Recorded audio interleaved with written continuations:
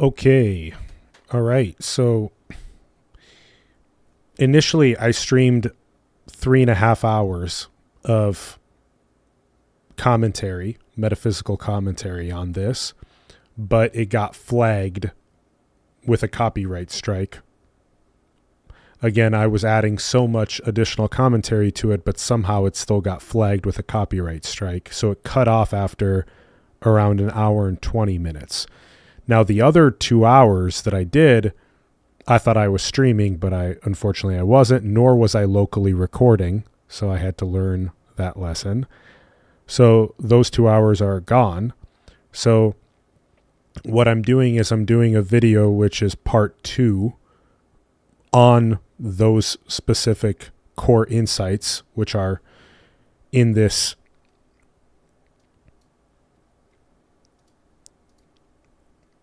doc that I have right here. And there's a certain amount of these that we already went through in that first hour, but then there's a lot of them that we did not get the chance to yet go through because they got cut off in that second portion. Now, there's a whole thing that I can do on the nature of what I call the inertia of excess. So where these algorithms, whether it be billionaires or whether it be channels with millions of subscribers or whether it be institutions or governments or whatever it may be, has some sort of a even physics paradigms. The nature of it is that once you get a certain inertia of excess, that there is a mechanism that actually inhibits the emergence of novelty. I may make a separate piece of content on that, but that has a lot to do with this, where there's these novel, like in this case, a metaphysical commentary building up on this. But because of the inertia of excess with channels with millions of subscribers, what happens is they have, and YouTube has, an automated process of taking down what appears to be something that's violating copyright. But then I did a rebuttal to that and I challenged it. And then of course, what it was seen was that, 10 seconds, 20 seconds of this video plays, but then this commentary goes on for a minute, 2 minutes, whatever. So it's the vast majority of the video is commentary, and a tiny bit of it is little, clips of this video. But so that's what happens when you have the larger institutions and excess class that builds up, and then it inhibits novelty, even when that novelty, sometimes there is malevolent attempts at just streaming a piece of content that has already been created without adding anything to it. But that was obviously not what was happening, right? So there are certain things like that I think unfortunately actually detract us from the goal of novelty or the goal of added creativity or added insight. And that's what happened in this case. And it stirred up a big, fascinating thing where I got to investigate into this sort of the inertia of excess, where it builds up in this way. And then there's sort of an inhibition of novelty. And you see that happening in physics.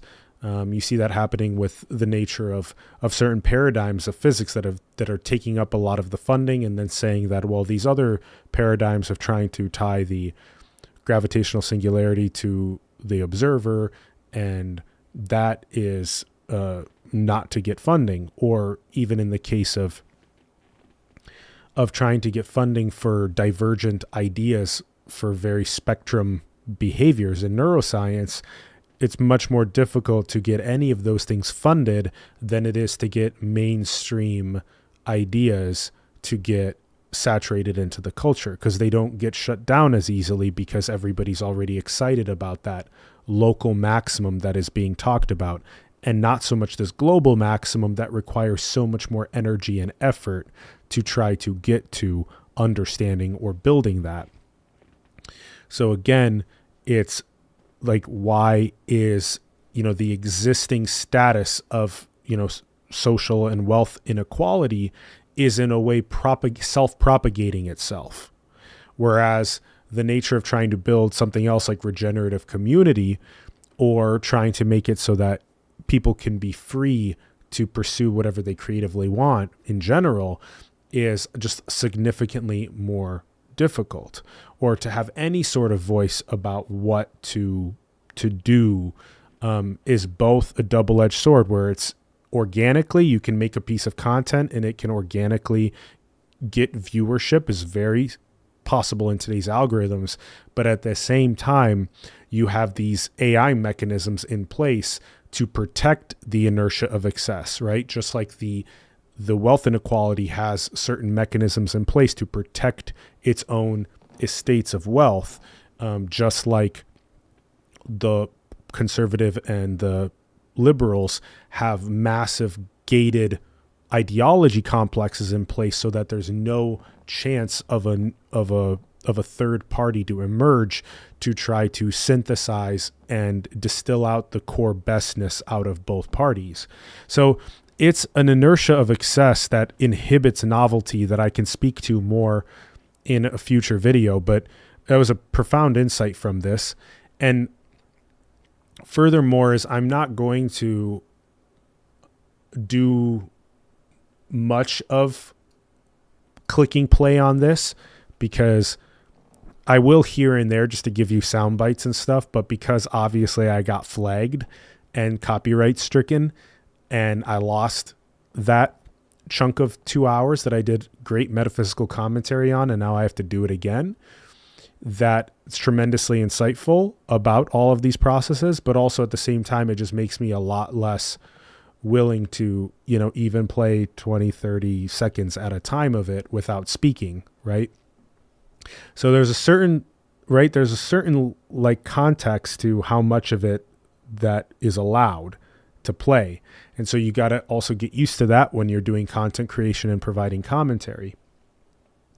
So the first part of this ended around here, and we've already talked about very profound things like nothing and Christ simultaneously, being orientationless, freedom, not subscribing to a program, while also having the simultaneity of Christ being the transfiguration of yourself into God through all of these things, and taking on the whole sins for healing and awakening, which is the best program to take on.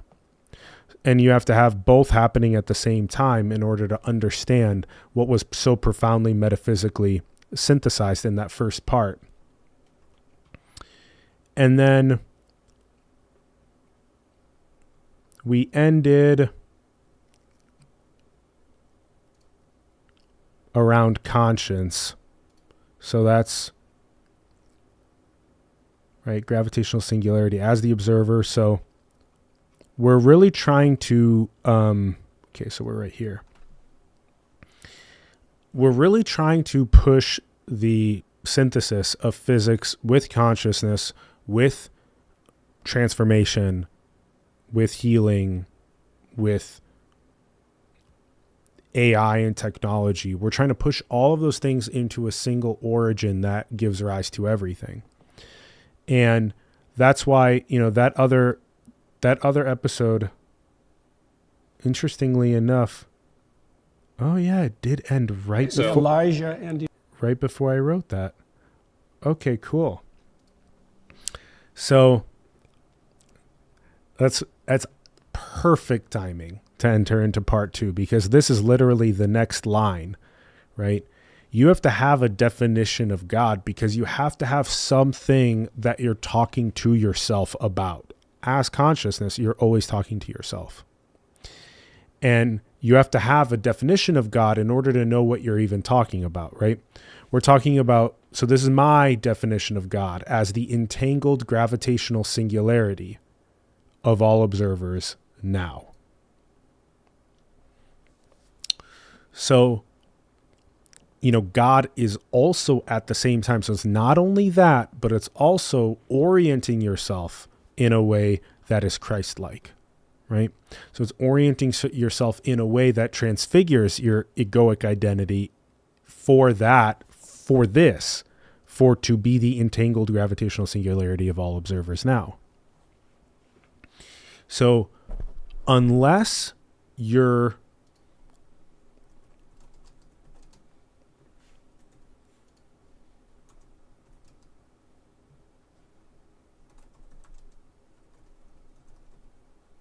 So God is also the Christ program, right?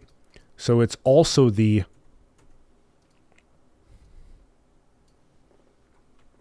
it's the ability to do both of these things at the same time, right?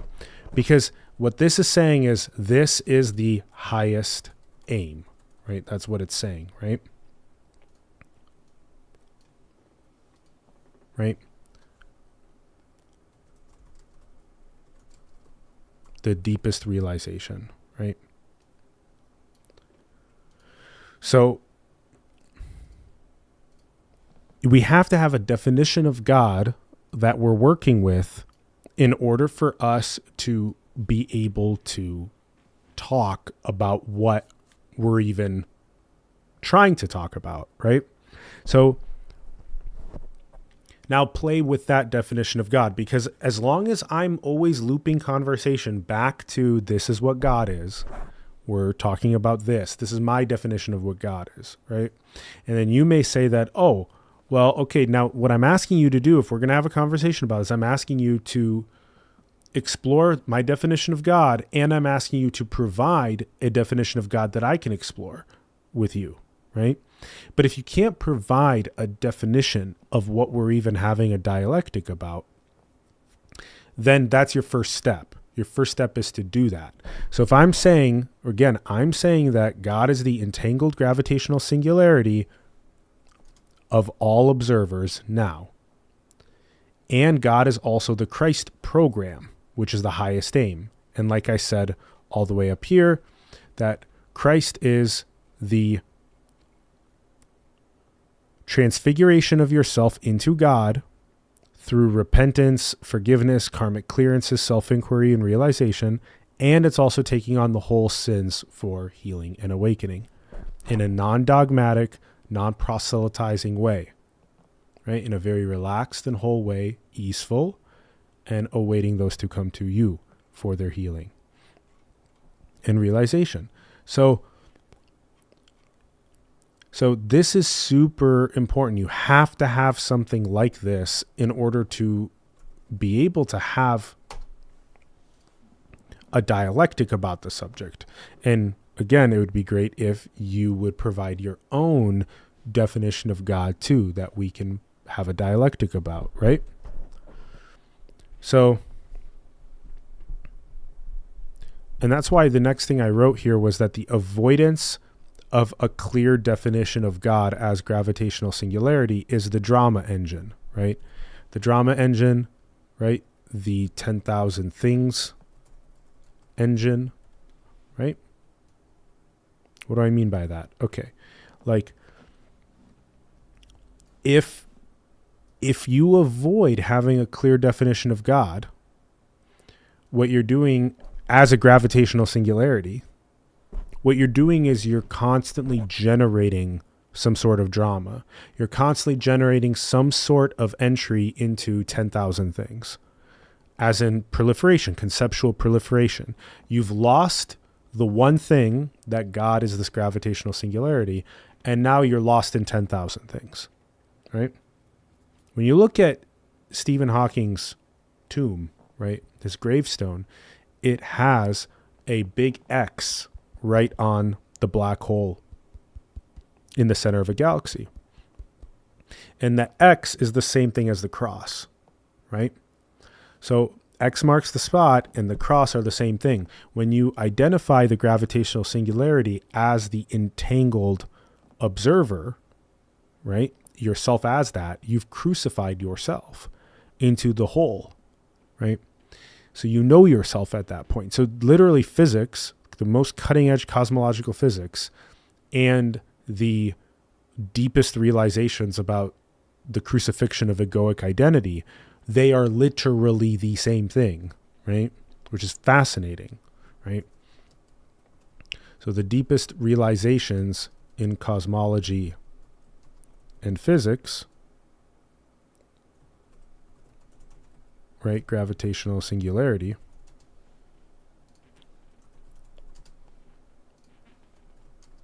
equal sign the deepest realization in the crucifixion of egoic identity.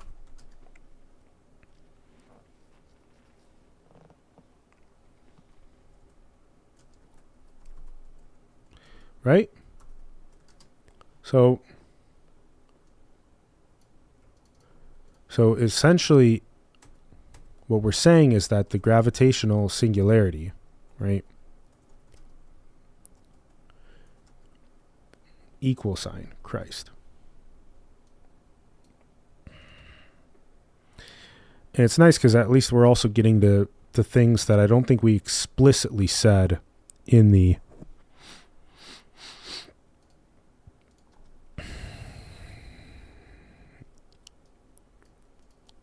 part one. Because I don't think we explicitly made this equivalence. I know we were pointing at it in various ways, but I like this big fat equivalence right here, you know? So we are really trying to realize this inside of ourselves. If we are on the path back home, we are trying to realize this inside of ourselves, right? So, right, the very nature of the deepest form of transfiguration, right, the crucifixion of your own egoic identity into there only being the identity of God or the whole as an entangled singularity of all observers now, that's the synthesis of physics and spirituality, right?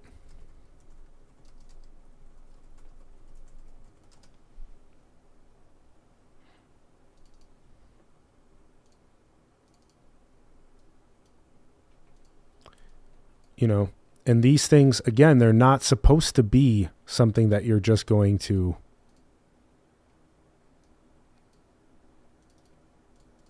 you got to have the felt wisdom of this inside of yourself.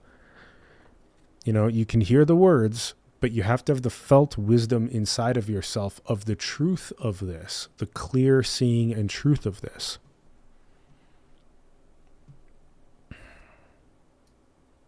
That's where we want to take this. We want to take this to the clear seeing of this inside of yourself.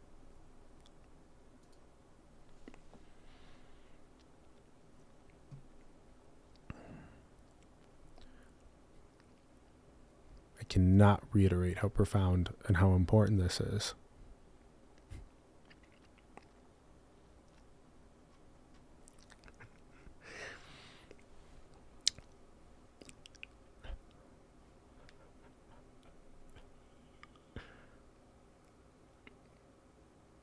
And you know that feeling when you just know that the hammer is just perfectly hitting the nail on the head?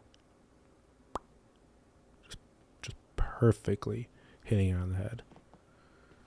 You know, that's what you want to feel inside yourself.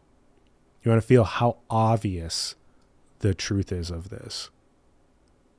That the ultimate synthesis of physics with spirituality, right? Of science and spirituality, these two most dominant forces of existence, right? The very nature of consciousness and transformation and healing, right? The very nature of science, of physics, of understanding what reality is and how it works. It boils down to the equivalence of the gravitational singularity and crucifixion, right?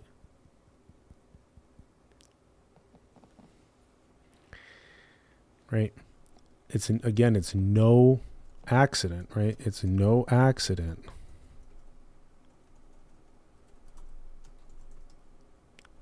that Stephen Hawking tombstone, right?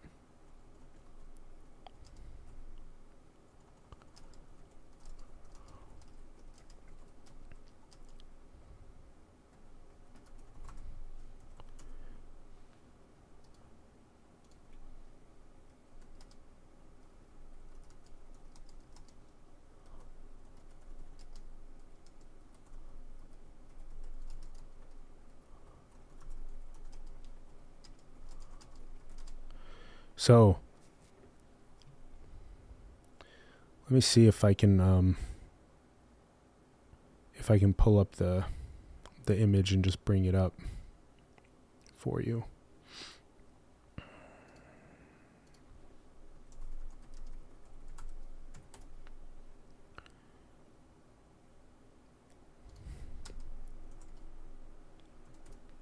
Okay.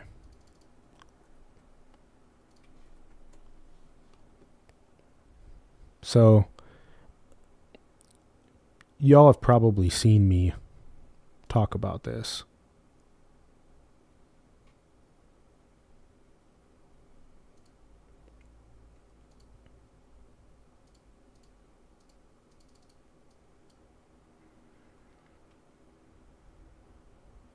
So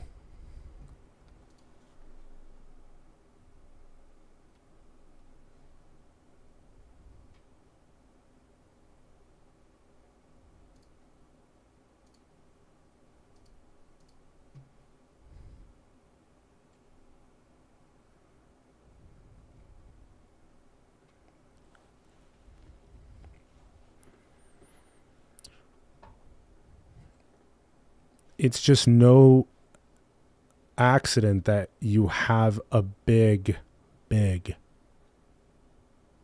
X marking the spot, which looks just like the cross in Christianity, right? Meaning when you go all the way into knowing yourself, healing, repenting, forgiving, self-inquiry, all of that, when you go through all of that, the parable of the prodigal son ends right here. And it's the exact same thing that has been blowing the minds of cosmologists and physicists for the last 100 years. What? You know what? There are these supermassive black holes at the center of all galaxies. Oh my gosh. Okay. What is their relationship? These singularities, what's their relationship to the Big Bang? Right? And what does that mean about the nature of time and space and appearances? Right? Meaning, as long as you're looking from here, right? If you're looking from the gravitational singularity, right? I was just on a call with a dear friend that I met, going to be a groomsman at his upcoming wedding. And I always give this way of explaining it that helps so much. If you are, and I'm so happy that we're getting to this because we didn't get the chance, this is another benefit to it, right? There's a scarring from those 2 hours forever being gone, right? Where the stream got copyright stricken and taken down. But there's also the healing of that scarring where now I'm locally recording this at the same time as streaming it, and I'm playing the main video less, and I have a written note of those 2 hours of notes, right? And we're getting to different, deeper information that we didn't get the chance to actually in those 2 hours. So even if I did record it and I just posted those 2 hours, we wouldn't have gotten to this specific thing in this level of depth. So there's always benefits to it in that way. And you got to remember that. Why am I creating this for myself right now? That was the first thought that I had when I finished the stream and I realized that, oh, it got copyright stricken and I lost the other 2 hours, the first thought was, what am I trying to teach myself through this, right?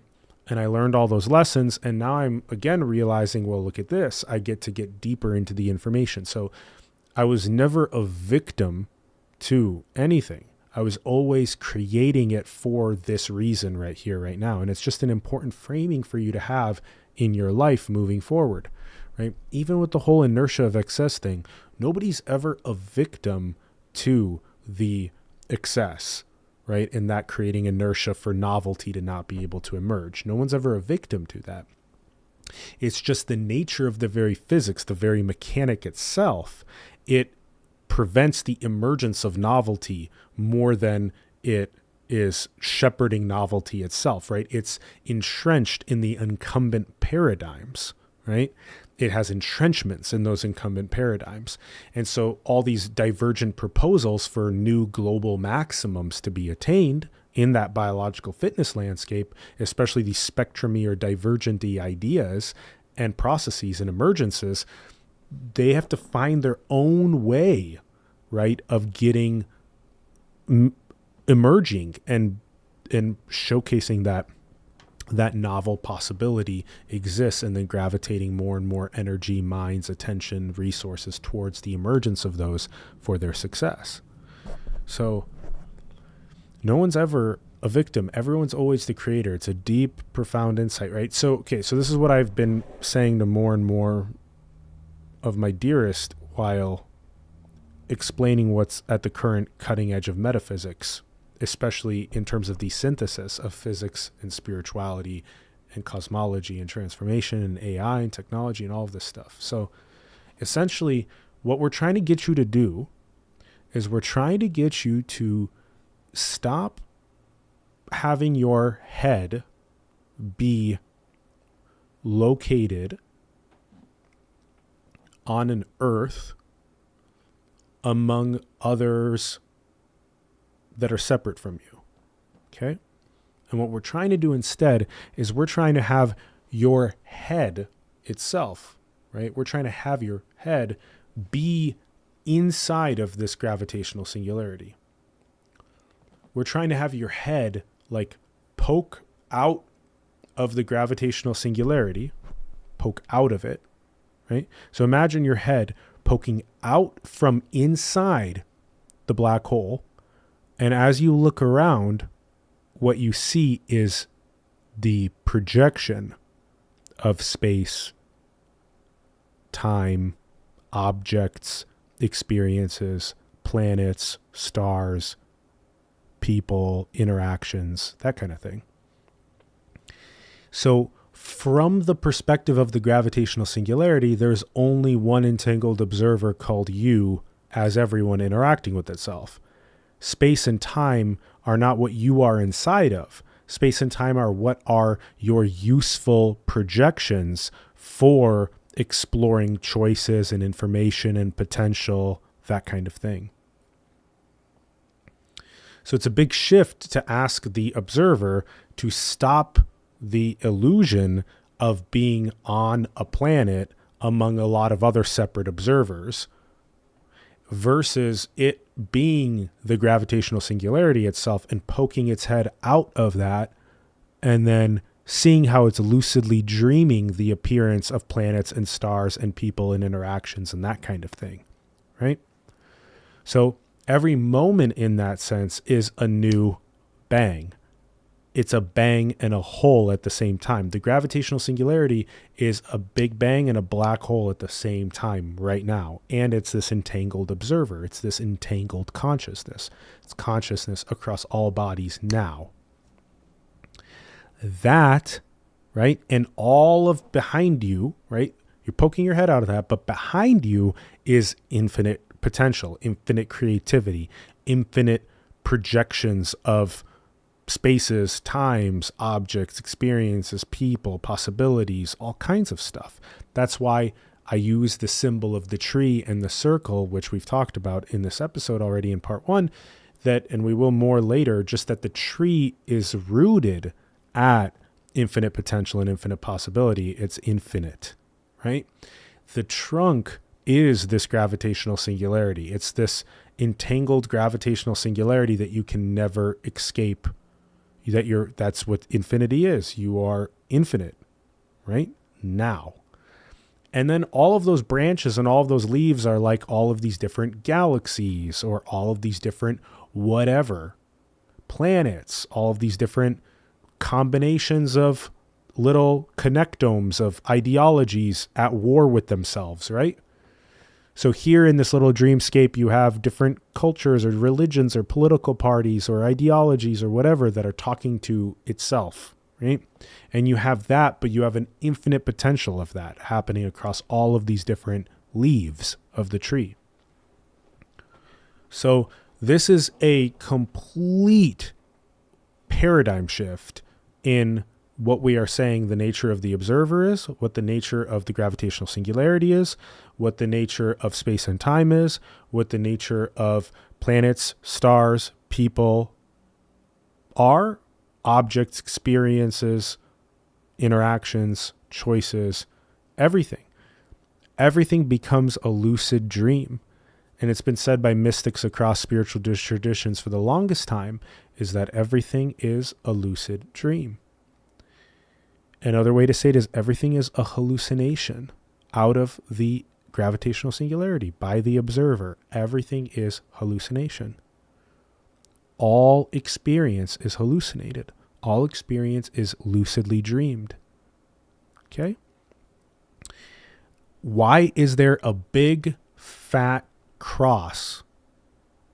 Yeah.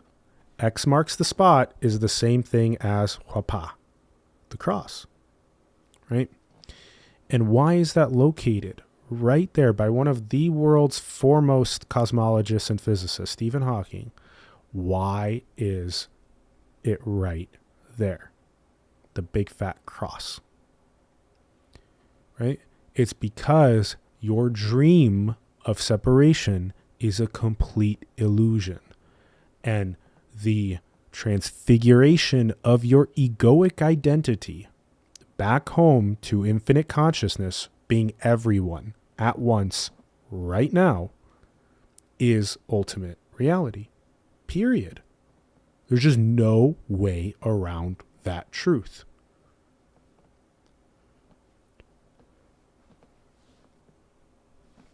So you're left with nothing besides that. That's why your realization that I am no thing and therefore everyone at the same time, right? I'm infinite, literally, and everyone at the same time. And at the same time, that doesn't give you anything to do, right? It doesn't give you a program to run. It leaves you very much orientationless. It leaves you as pure freedom itself, pure infinite freedom itself. It gives you no orientation at all. There becomes no difference between going to the gym or going to the park. No difference, right? So what I'm saying then is that why is the realization that then running the program called Christ, right? Running the program called fully karmically clearing everything out of oneself to make this realization inside oneself absolute, and then to take on the quote collective's sin for transformation, for healing and awakening, but in a non-proselytizing way, in a very relaxed way. Why is that building regenerative community for facilitating the healing of consciousness, right? Facilitating the awakening of this planet to its fullest potential? Why is that the best program to run? Because it does not dream any further separation. It does not dream any further illusion. It leaves you with none other than the absolute freedom of knowing what you truly are, and it gives you the absolute fulfillment of the purity of serving. Again, this is the most obvious symbol in the synthesis of physics and cosmology with consciousness and spirituality. It is right here. Physics, cosmology, consciousness, and spirituality, they intersect at this most obvious symbol on Stephen Hawking's tombstone/grave, right here.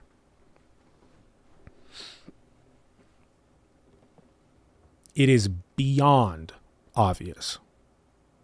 Beyond obvious. And you don't need further proliferations. You don't need further discussions. You don't need any of that. You just need to feel it inside yourself, how obvious this truly is. I am not an egoic identity that is separate from others. I am literally all at the same time as God.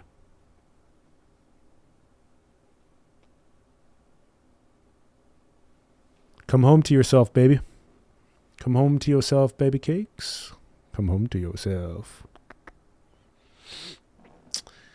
And the other thing is that, a lot of times this is sold as like the highest form of fulfillment and all of that, which is true. It's extremely fulfilling. It is the highest form of fulfillment without a doubt.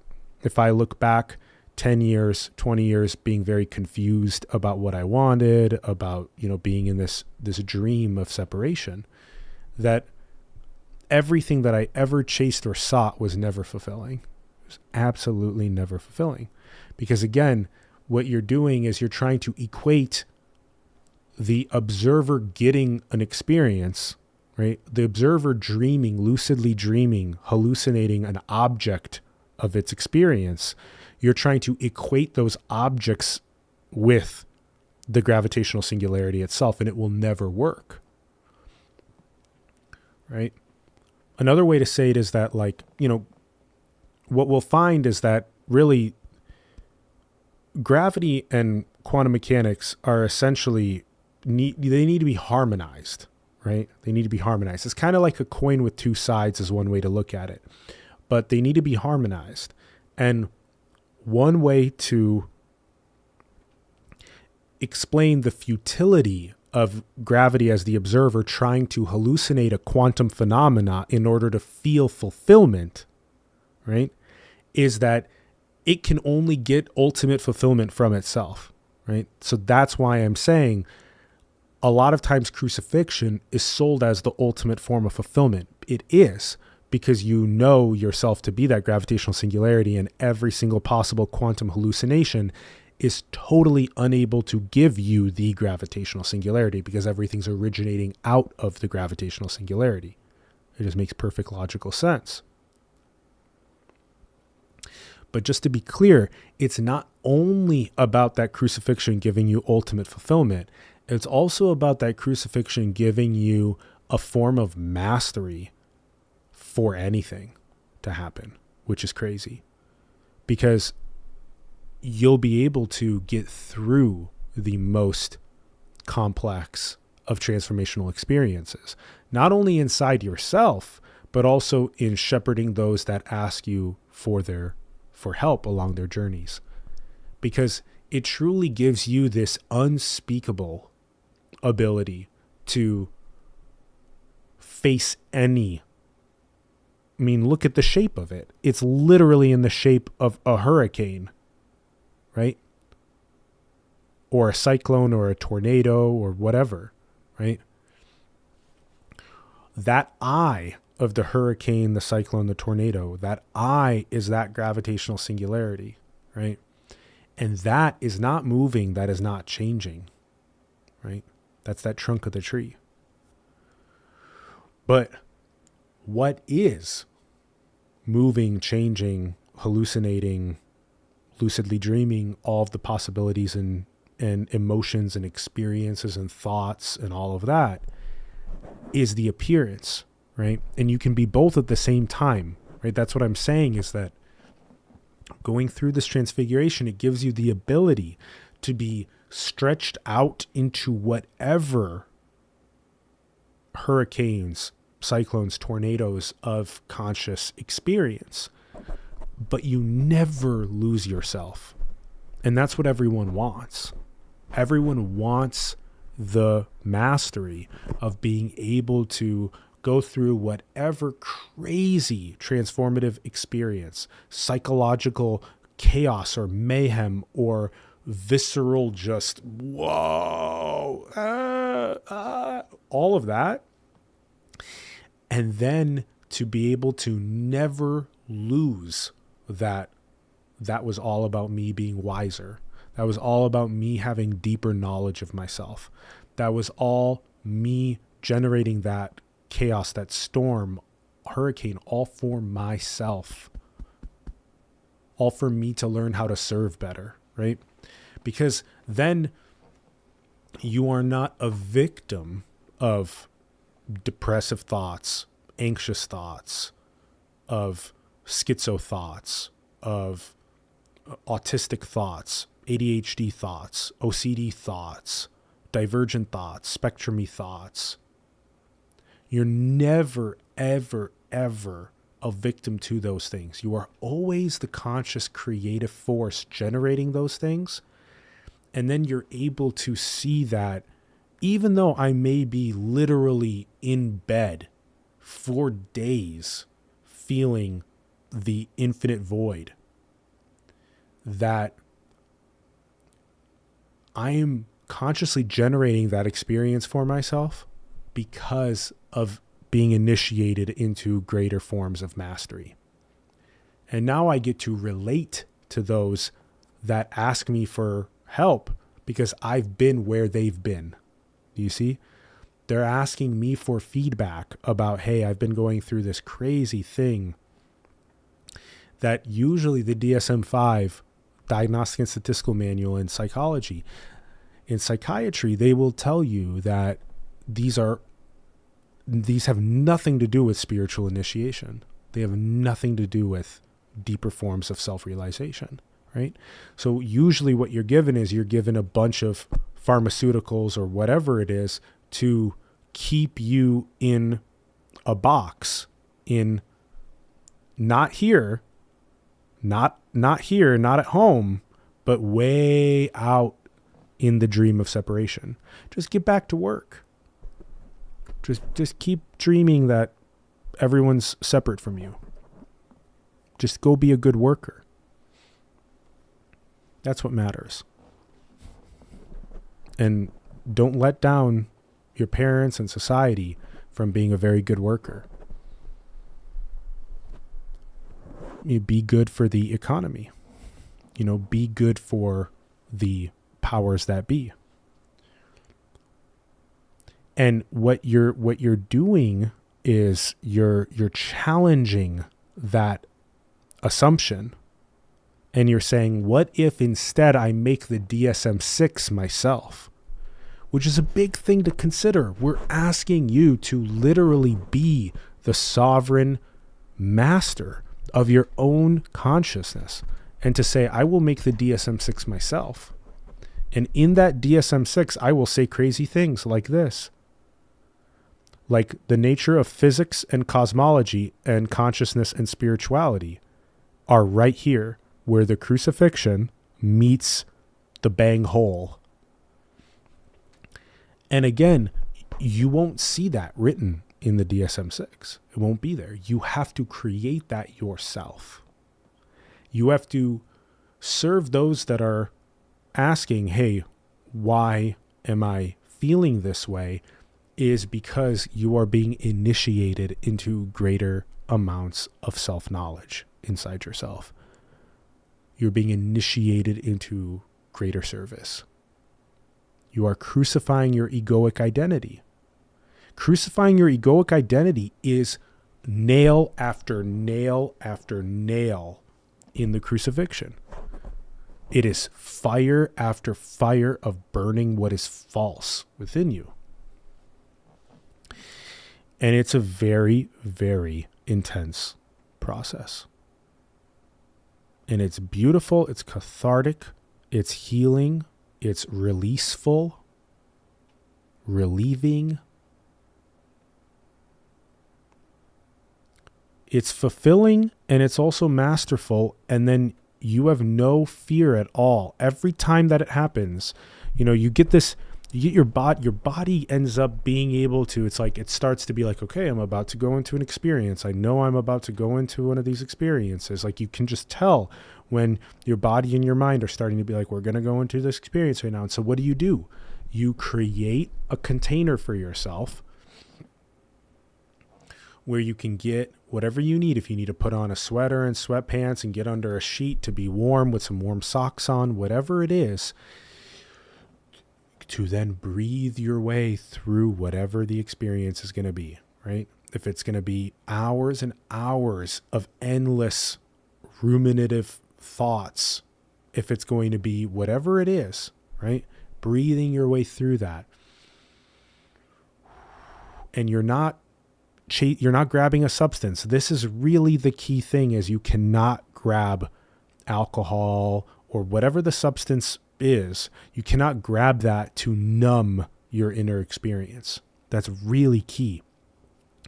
You have to learn how to surrender or yield to the wisdom that your thoughts and emotions are trying to communicate to you. Do you see? Because all of those are just coming out of here.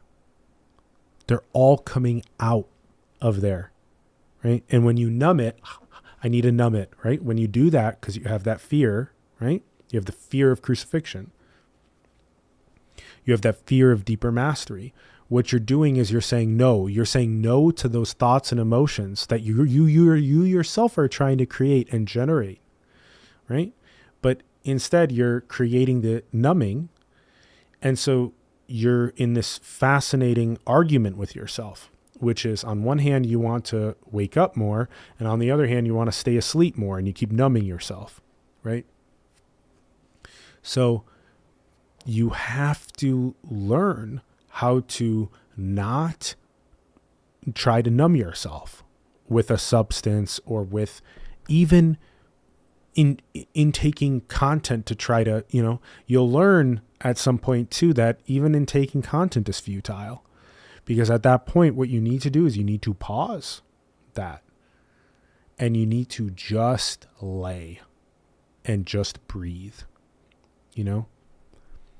and if it's daytime, opening up a window, getting some fresh air, getting the birds chirping into your ears, if you have the space to go lay out in the grass or sit on a chair out under a tree, to do that while you're feeling everything that you're feeling inside you, and you're seeing more clearly out of your own eyes. You're seeing more clearly that, okay, I guess consciousness does not have an egoic identity. Consciousness only has the identity of the whole. It only has that. And that's your crucifixion. And then it's your ability to be able to hold that kind of space by going through all of that, right? Whatever it is, by going through all of that over and over and over and over again. It's like you're being an AI that is now getting pattern mastery, right? Instead of numbing it, what you're doing is you're going through it so that you can gain the mastery of those patterns, so that when somebody comes up to you and says, hey, I need to heal this thing, that what you get to do is you get to reference the pattern that you didn't numb, but instead you fully went through and experienced, and you get to transmit that wisdom directly to who is asking for it, and they get to, go through that clearance process themselves. That's how it works. So next time you ask yourself, why am I teaching myself this very hard lesson? It's because you are, like an AI, you're learning all of those patterns that you're then going to be able to transmit the wisdom of to those that come to you for healing. Seeking, healing, realization, you'll be able to transmit all that. All right. Well, that was awesome. I'm glad we did that.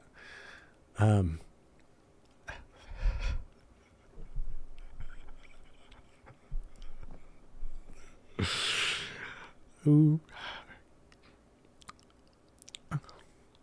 I mean, is there really, a more direct, like, dude, come on. So perfect. I love it. It's just right there. It's right there.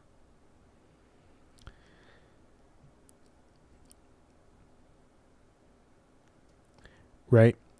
When you don't have an agreed upon definition of one entangled observer as God, you argue in the dream with yourself about yourself. And you start doing things like retreating into semantic fog.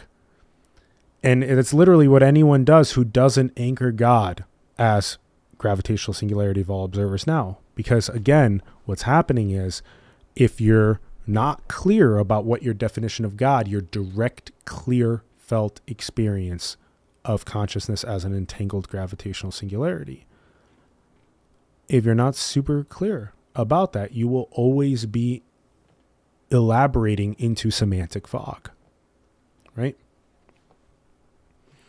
So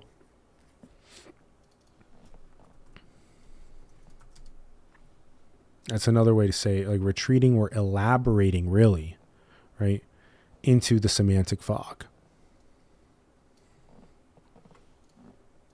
You're just lost in conceptual fog, right? That's another good way to say conceptual fog.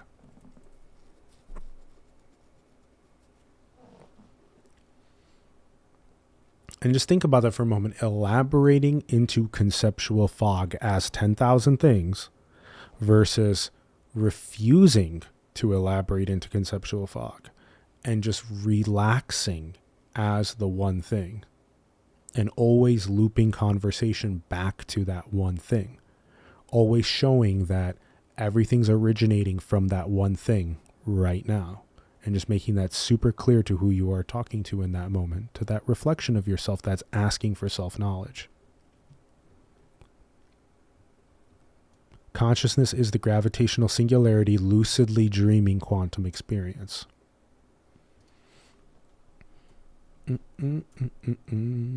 Another great way to describe the synthesis of science and spirituality.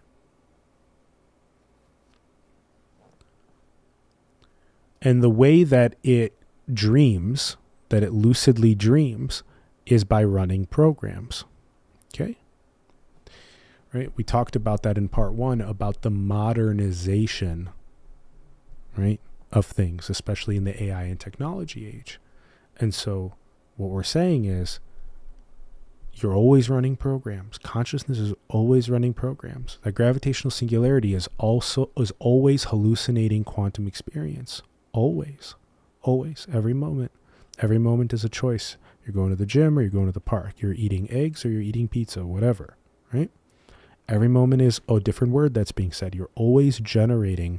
You're like a generative AI that's always generating through scripting, right? Through your own programming. You're just lucidly dreaming whatever that is, right? And even the choice of silence, right? Even the choice of going and retreating onto a mountaintop or whatever is still the choice of silence. It's still running the program of silence. It's running the program of being at a retreat on a mountaintop. So you'll realize that you're always lucidly dreaming something. That's part of what infinity is. Infinity is always lucidly dreaming something. Infinity is the constant stream of endless lucid dreams. Infinity as the constant stream of endless lucid dreams. And you may think, well, why would I want to keep lucidly dream? Why don't I just go to deep sleep? Well, my friend, first of all, you are that already.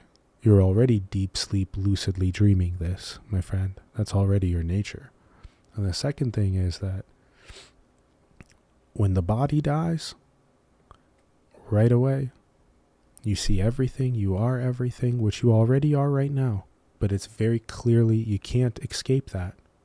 And when that happens, it's so clear, oh, you are everything, I am everything right now.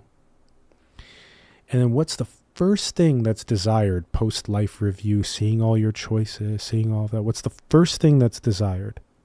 The first thing that's desired is lucid dream again. Lucid dream again.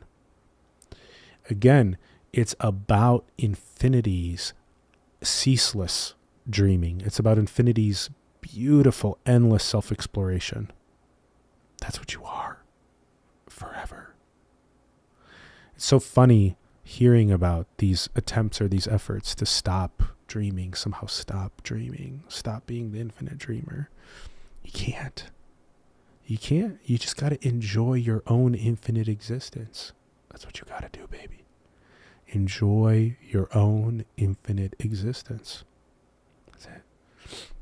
There's no such thing as a non-existence to transcend into and then forever be in. No such thing. You're already that infinitely dreaming. And you'll notice that all of these things collapse.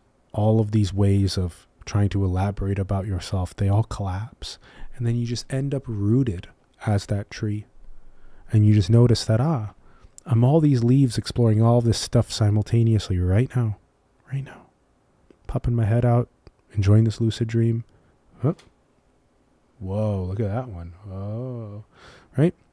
Just like where you, quote, came from is just the last lucid dream. Pop it in and out. Where you, quote, go is the next lucid dream. So it's a different kind of infinite potential, endlessly actualizing itself, timelessly, spacelessly, dimensionlessly, separationlessly, lacklessly. You know, it's that free, and it's that infinite, and it's that abundant, and it's that beautiful to be able to dream this right now. To be able to dream this right now.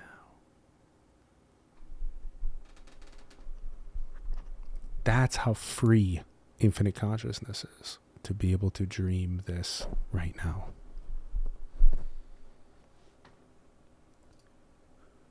So then we got into this next plug in.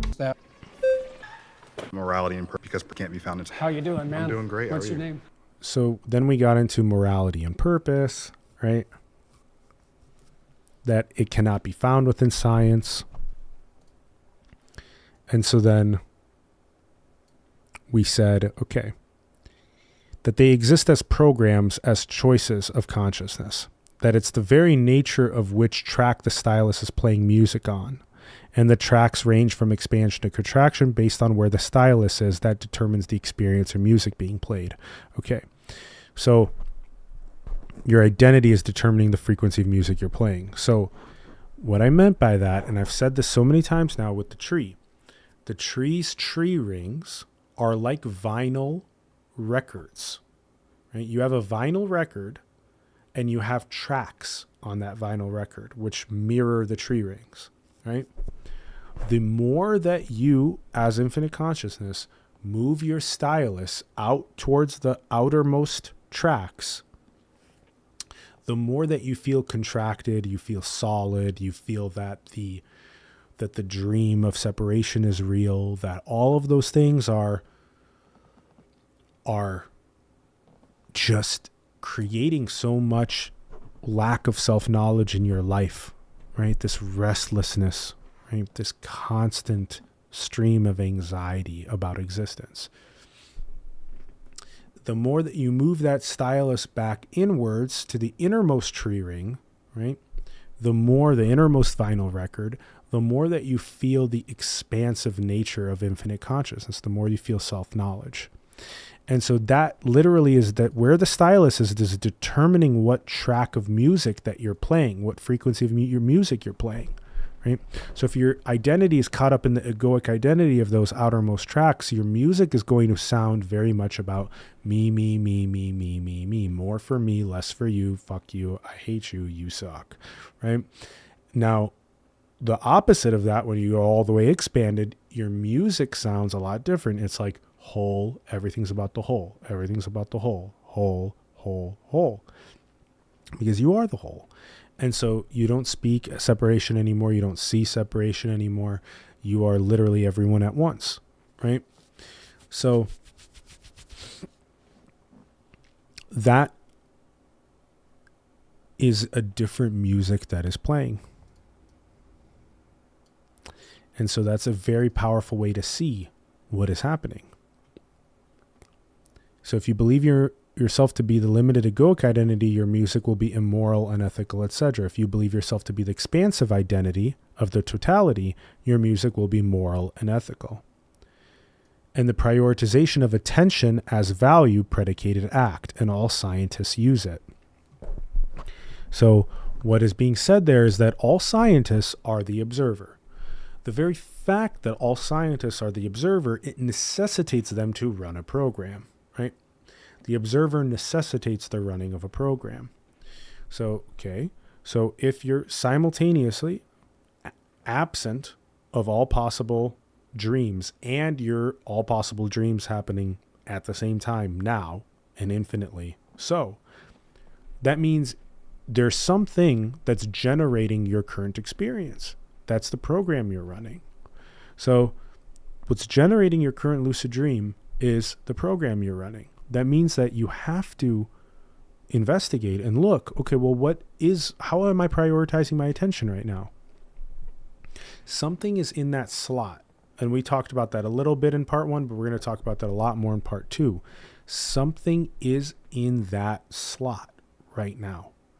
And whatever's in that slot is what you're running. So all scientists use it, meaning all scientists are currently running some sort of value, either a hierarchy or a foundation. So you're having something's in that slot. That may be truth, right? So if you're running the program called truth, you're the observer, the gravitational singularity running the program called, if I investigate that these objects, what they're made of, right? That they're made of literally my mind dreaming them up. That's eventually what a really good scientist will say. But it takes a long time in order to get to, this is actually made of the standard model of stuff. But the observer is the thing that is comprehending or generating that this is made of the standard model of stuff, right? So it requires you to realize that you are always prioritizing your attention through some sort of a value foundation. And whatever's at the bottom of that, right? In that moment, it might be your parent, because your parent really needs you. Your parent's unhealthy, that they really need you in that moment, right? Or it might be going to the gym or the sauna or the steam room or whatever, because your body's really needing it right now, right? Or it might be food, making a meal, because again, your body's really wanting to eat right now, whatever that is, right? In that moment, you're prioritizing your attention based on what's in that foundational slot. And then we said that the non-modernization of religious stories, so meaning the non-synthesis of them with science, physics, AI, tech, transformation, healing, etc., that's really slowing down the collective awakening. Because again, a really good aspect to this was that you had in the background here, you had all of them with these flags, right? And they were all determining whether or not, these stories are getting too boring, right? That even though you can extract out so much of the juicy wisdom out of them, that eventually you do need to synthesize them with science, physics, AI, tech, transformation, healing, etc. You need to modernize them in order for the collective awakening to be ignited. So then there was morality and purpose coming from God. God's purpose is the Christful transfiguration of humans into heaven on earth. And God is absolutely free, and it's Christ. So we've talked about that a tremendous amount. So it's absolutely free, and it's also the Christful transfiguration of humans into heaven on earth at the same time. You have to be able to hold both those things at the same time. If we can get to heaven on earth without man in sky, then that beats your argument, right? Again, that's not our definition of God. Right? Most people who do think that that's the definition of God, your main thing to say is that that's not what I'm suggesting that God is. It may be what you believe God is, but it's not what I'm suggesting God is, right? And then the question is, well, what are you suggesting God is? It's the entangled gravitational singularity as all observers now. Even though you have a holistic interpenetrated web of reality, you also have a hierarchy of observer orientation, right? So another way to say that is that even though right now you have one holistic interpenetrated web of reality, you also have a hierarchy of observer orientation, or a foundation of observer orientation. So meaning, even though everything is right now happening at once, you're also running the program in this moment of watching this video. I'm running the program of creating this video. You see what I'm saying? The next hour, you may have the program of wanting to eat some food, right? Or wanting to go to the gym or whatever it is.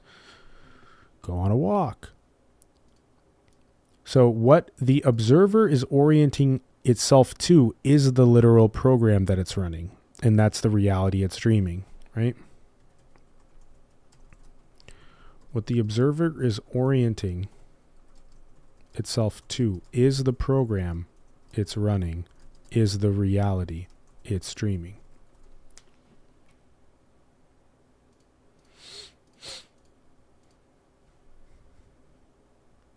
Right? So that's another way to define, quote, what God is in that moment.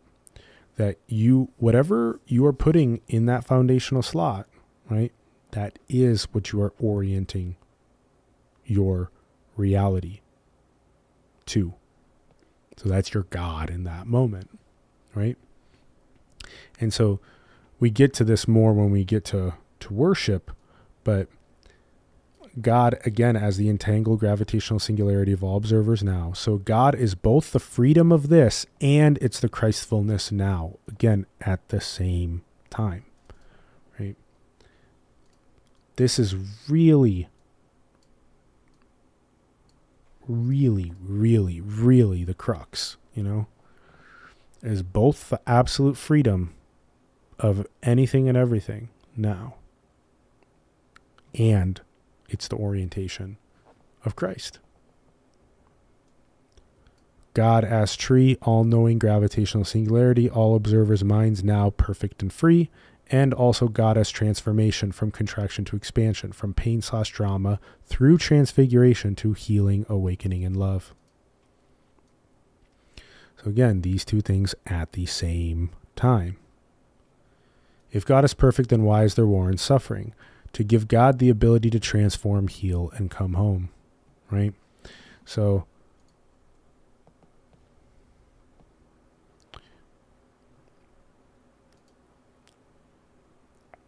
we had some of that.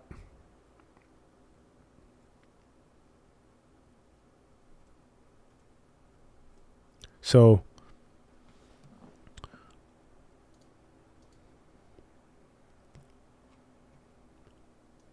this is an important point because, again, it's like, but why the war and suffering, right? Because it gives you the literal potential to heal. Trauma and war is really the potential to heal, right? So you, as God, as an infinite gravitational singularity, as an infinite unity of being only one infinite now, the very nature of contracting yourself into your egoic identity is what generates trauma and war, right? That is what allows there to be the potential for you to heal and come back home to yourself. Only in the parable of the prodigal son, when the son ventures outward, that's what allows the, quote, potential to be generated to venture back inward, right? You see what I mean? And that's literal wisdom, right? So the lotus roots are muddy, the muddy water of pain, and the flower is the healedness and the wiseness. And that wisdom comes from transfiguration. Wisdom, the mastery of infinite patterns of contraction and expansion, right? The mastery of infinite, again, the tree and the circle, right? The circle as, again, the parable of the prodigal son, the hero's journey, contraction, seeking, and expansion, that it's only by all the different ways that you contract and that you run out there that you have the potential to heal and come back home and expand. And there's infinite patterns and ways of doing that. The ability to hold endless space for healing trauma to come back home to consciousness. Very powerful. Mastery. Will you investigate what the fundamental program God is? Will you stake your life on it? Will you die on the sword of that fundamental program / God you're running? If you will stake your life on it, then you believe it to be true. Everything that I'm saying I believe to be true, I stake my life on it. And lying does not save ever. Being steeped in circumstances is a perfect way for God to be missing the mark. So that came up. Talks a lot about. That came up, later on. Right? It came up sometime in here. Right? Because there was that. That's where we eventually.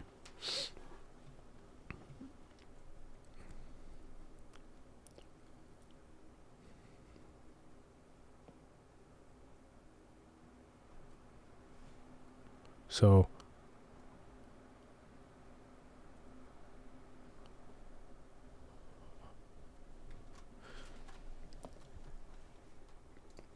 by the time we get to here in this video, we've already gotten through a pretty good chunk of like many of the cruxes of the wisdom. So if what you're running in that fundamental slot, if you will stake your life on it, then you believe it to be true. Meaning, if you're just having that conversation about those 10,000 things, nothing you really say there, you would stake your life on, right? Because everything that you say is literally ideology. Right? It's literally just like a program that you're running. But when you get to the origin of all ideology, when you get to the origin of all programs, when you get to that, you can absolutely stake your life on that. Because that's literally what's giving rise to everything.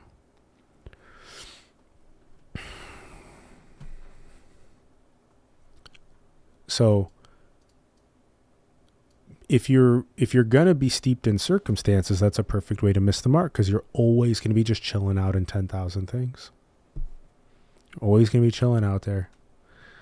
And there's always going to be, let's elaborate about this more. Let's elaborate about that more. But we're never talking about the very nature of the observer as the gravitational singularity that's doing all the elaboration, right?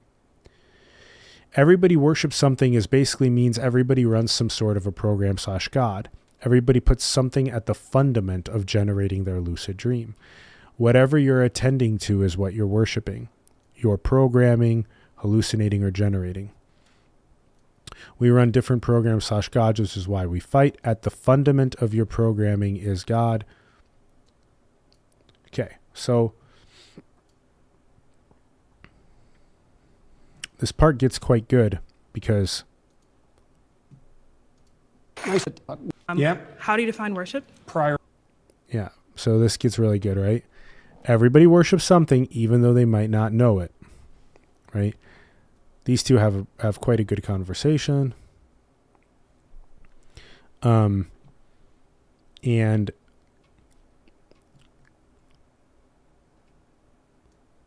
right, everyone is worshiping something because they're always putting something at the fundament, right? Now, the more amount of time we get to that in a little bit here, right? Yeah. The more amount of time that you put something into the pinnacle or the fundament, the more that you worship it. So we'll get to that here in a sec. And that's so important. It's like, okay. That means literally whatever I'm slotting into that program slot, I am literally worshiping that thing. Right? I'm worshiping that thing more than other things. I'm lucidly dreaming that reality more than other realities, right? So in this case, for example, I'm worshiping more the exploration of metaphysical truth with myself through this than I am going out and going to the club, drinking, chasing after women, whatever the dream is, right?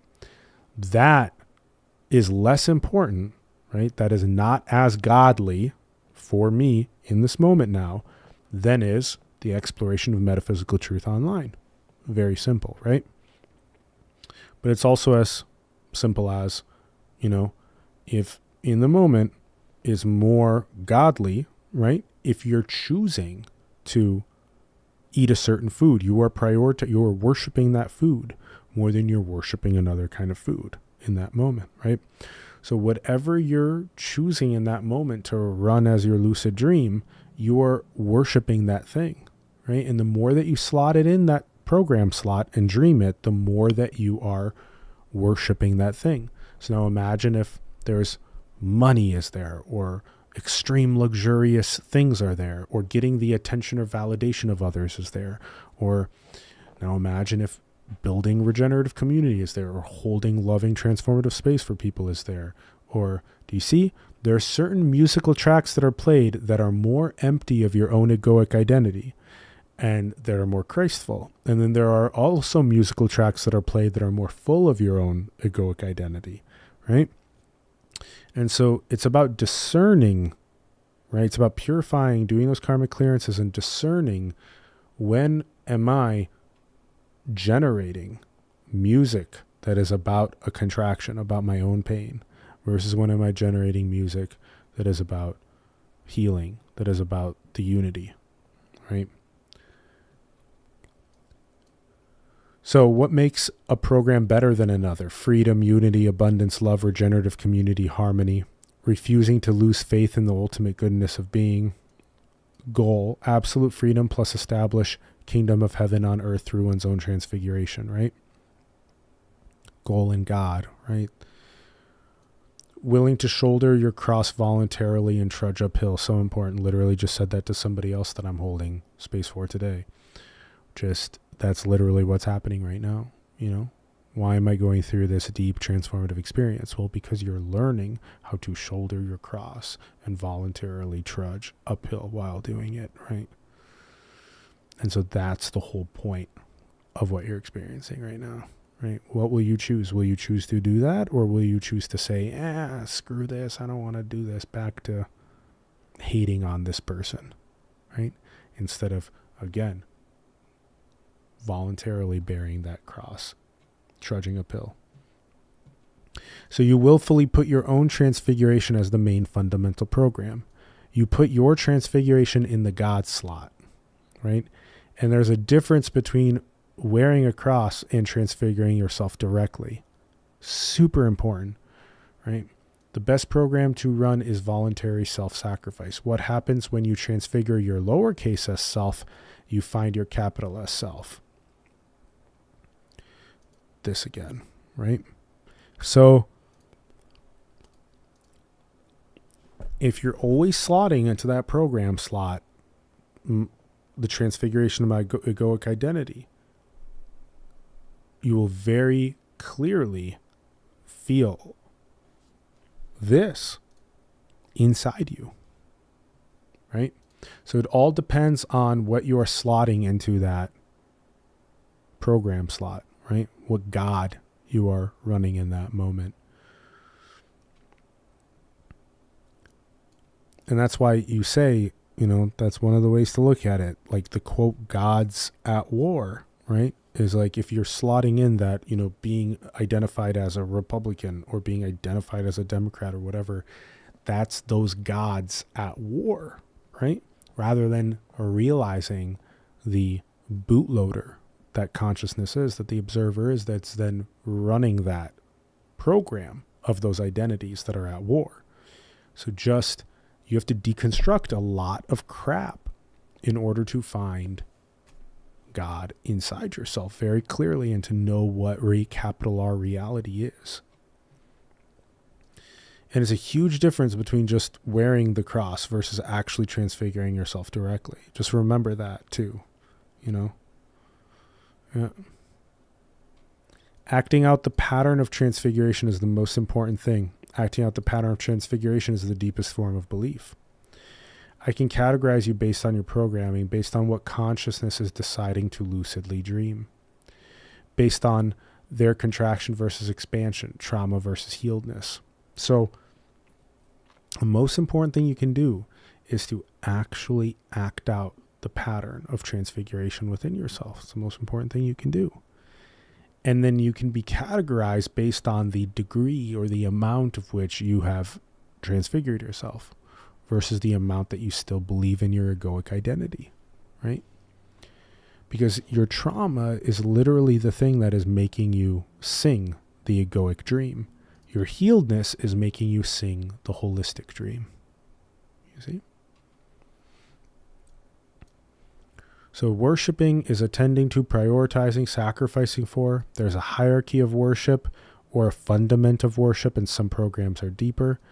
So again, God is absolute freedom, no thing, everythinging, and Christ, the voluntary transfiguration of self with the lowercase s into capital S, self. When you go higher up in the hierarchy, it's more that you worship it. It's the more that you orient your life around it. It's the more often the program / God is at the fundament of your consciousness, lucidly dreaming what's appearing. The more that you put in the pinnacle or the fundament, the program / God, the more that you worship it. This is another just unbelievably huge realization from this part of the episode. You know, realizing that about this, of what is trying to be said, is so unbelievably profound, right? So if the nothing in Christ was a core takeaway from the first part, a core takeaway from the second part is that whatever you're slotting into that program slot is what you're lucidly dreaming. That is the God that you are worshiping in that moment. It's so profound.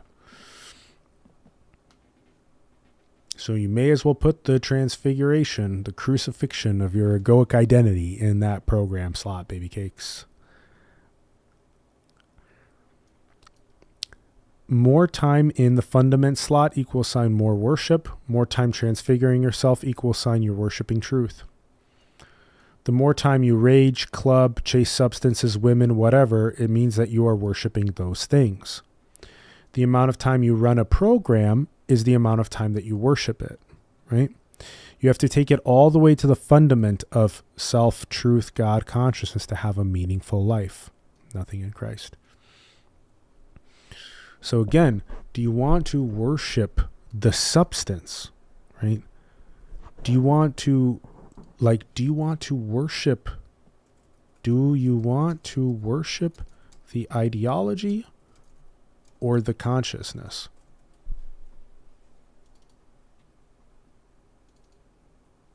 Right?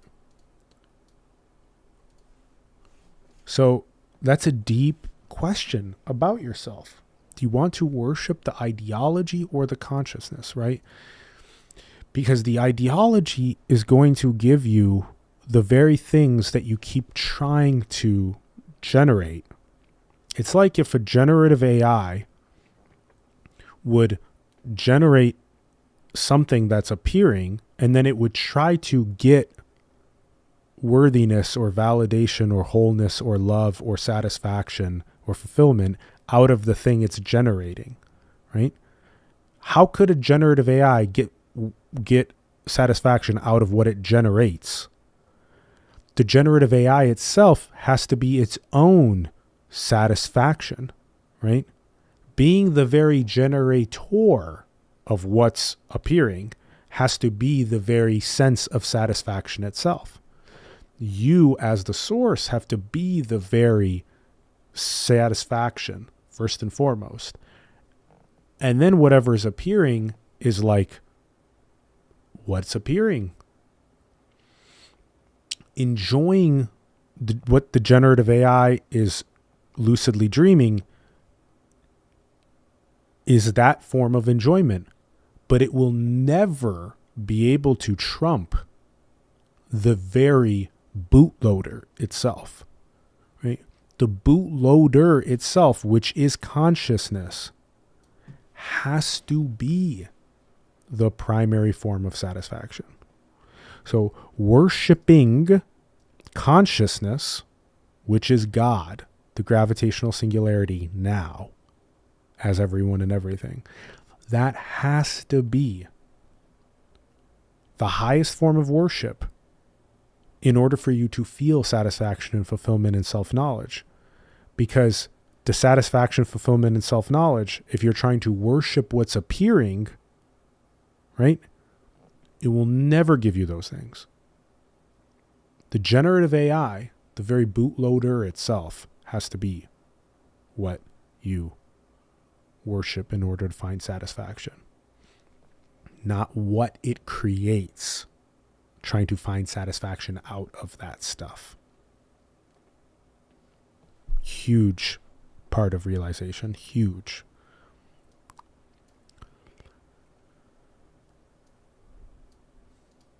Right? And that's why, again, if you're putting in the program slot for the most amount of time, self-truth, God, or consciousness, that means you are worshiping that, which means that you're going to have that meaningful life. This was also very profound and important. It's that, again, we are very quickly losing our ability to navigate superpositions and paradoxes.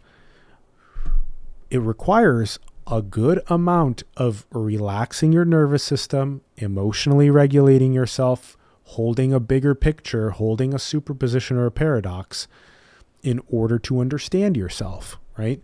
Because what we're saying is essentially that nothing and Christ. Okay, so if I'm literally nothing, no thing, and I'm everything, I'm literally infinite chaos and freedom, right? Absolute freedom, right? Nihilism of having no orientation at all, being absolutely and totally free. And it's like, okay, but this is usually seen as like a position. And I'm like, no, it's not. Stop taking it as just a position. Rather, add to it, integrate with that Christ. Integrate transfiguration of your egoic identity. Integrate the very fact of the highest form of order, the best form of orientation, and the greatest form of meaning. And it's like, what do you mean? Isn't this its own position? And I'm like, again, most people see these two things as their own separate positions.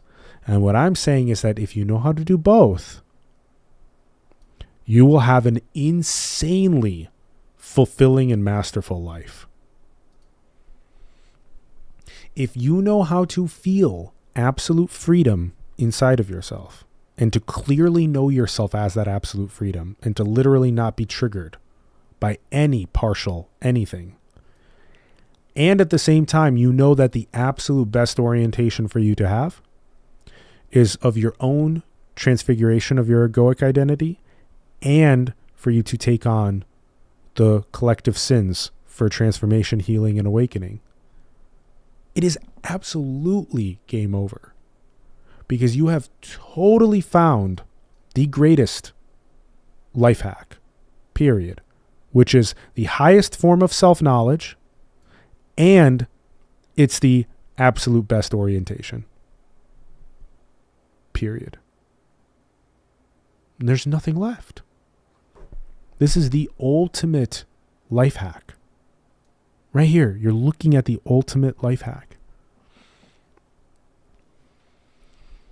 And it requires you to, again, break out of so many of your conditioned contractions and bubbles of ideologies and being at war with each other and all of that, right?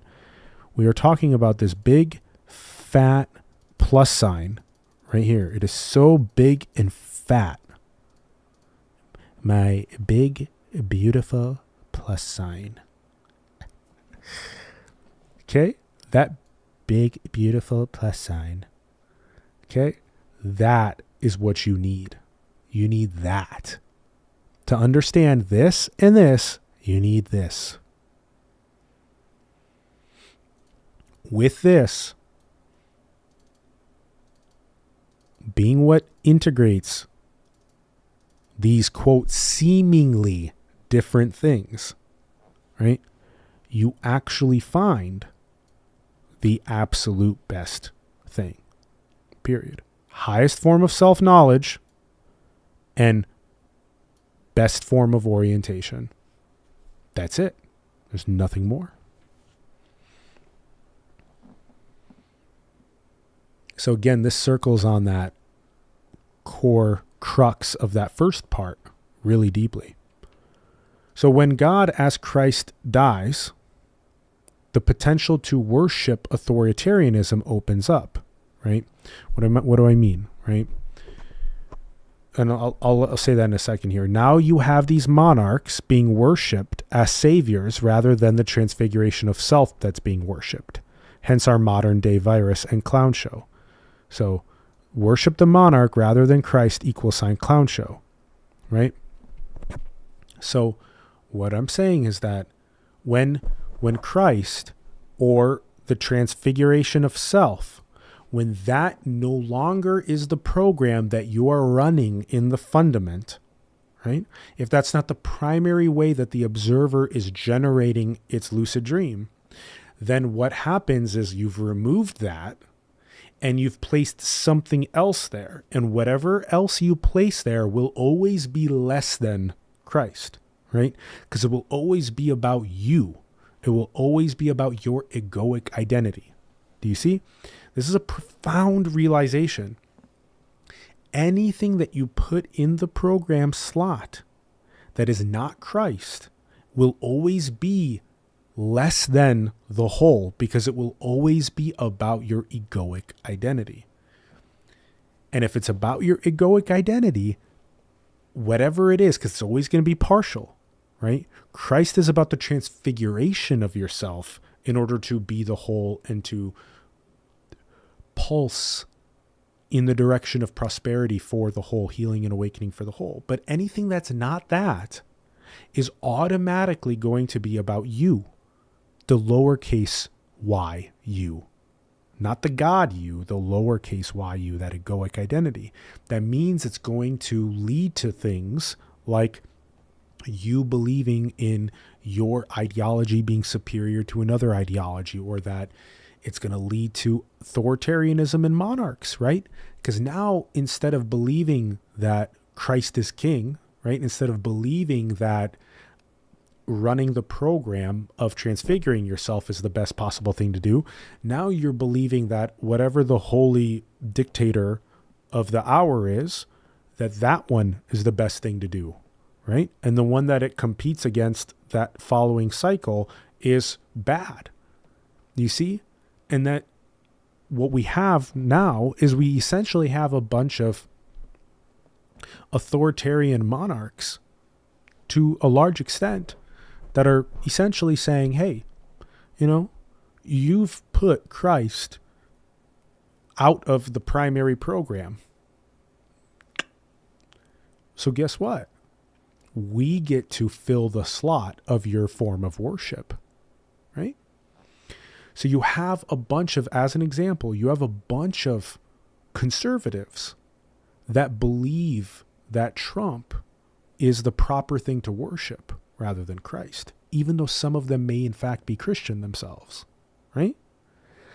But the same thing's true with the Democrats or the liberal side, where you have a bunch of Democrats or liberals that have prioritized their primary political candidate, whether that's Hillary Clinton, Bernie Sanders, Joe Biden, Kamala Harris, it literally doesn't matter.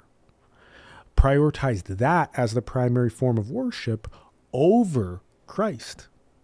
Same thing. Some of them are Christian too.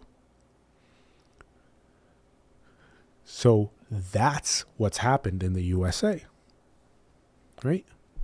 Because if you put Christ in the program slot, all of this thing about the Republicans or the Democrats or whatever, all of that dissolves. Because what you know is that you've transfigured yourself, and you're holding that loving space for more and more to transfigure themselves, to realize that we must work together as a unity. We must build regenerative community together for prosperity for generations to come. That's so unbelievably profound. Once you remove that Christ from the program slot, anything you put there instead will always be less than Christ. It will always be about you, about your egoic identity. It will never be about the transfiguration of your egoic identity. In the program slot must be the transfiguration of your egoic identity. Because if it's not there, whatever is there is going to be about your egoic identity. Do you get that? Do you get how profound that is? Right? So what's in the program slot must be about the transfiguration of your egoic identity,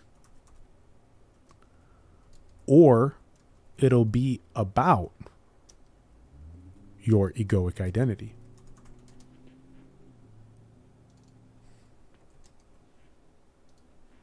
AKA any program that you run that isn't Christ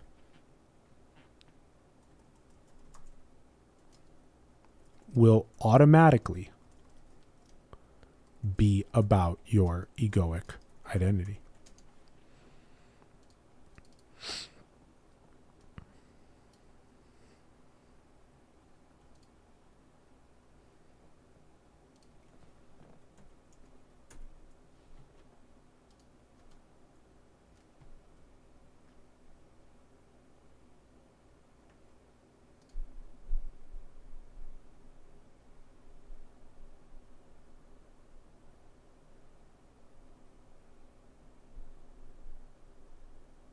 We need a big moment of silence for that one.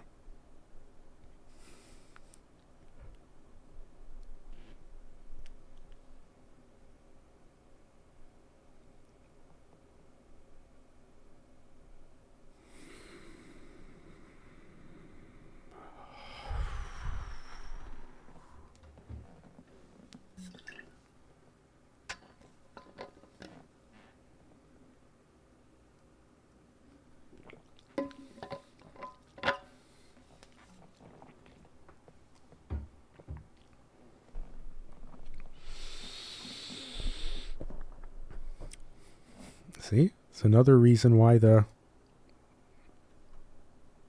2-hour segment didn't stream.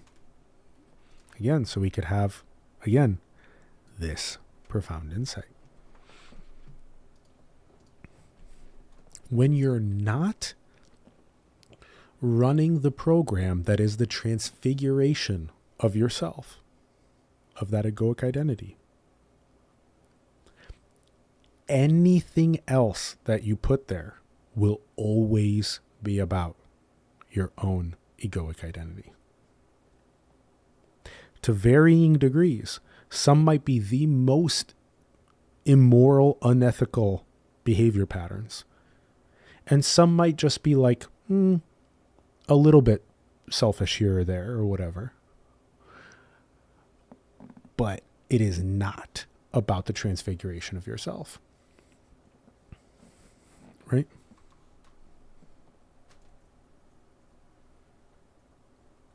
So,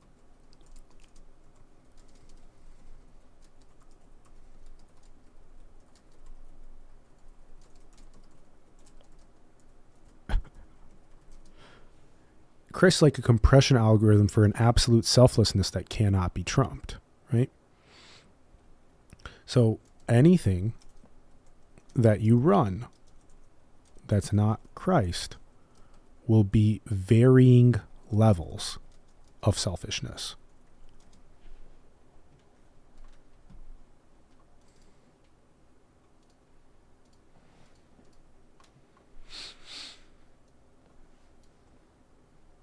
So if you don't want to transfigure your egoic identity,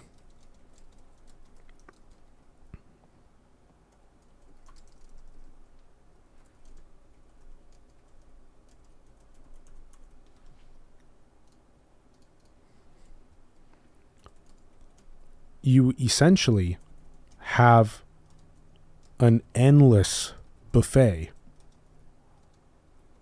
of clown show delusions to hallucinate.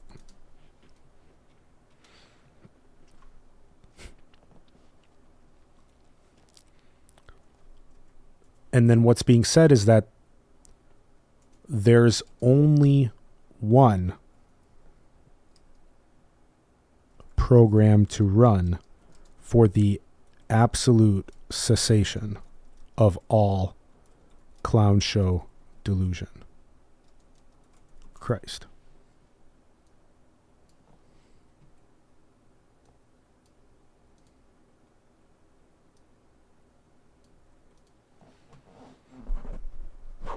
Right? That's why you can't dig deeper than it, right?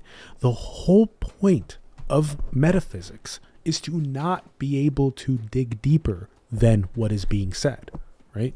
That is the whole point of metaphysics. Metaphysics is like if you want to find the thing, which is you, ultimately, capital Y, you, which cannot be dug further beyond. That's the whole point, right? So if why Christ is such a perfect epitomization, right, of what absolute truth or realization of what one is about, is because you can't dig deeper or further than Christ. So it's a form of metaphysical truth that you can't dig deeper than. Right? It's like, okay, here's how to say it. If ultimate metaphysical truth is the fact that you are an entangled gravitational singularity of all observers now, and if Christ is the ultimate symbol that you can't dig under any further of what it's like to completely transcend all of your egoic identity and all of your delusions in order to, again, fully transfigure clear out all of the gunk from within to then see that metaphysical truth that we said earlier, then you can't get further than those two symbols, is what is being said, right? As in, you can't get further than you being that entangled gravitational singularity, and you can't get further than Christ being the transfiguration of all delusions in order to find yourself. That's what's trying to be said.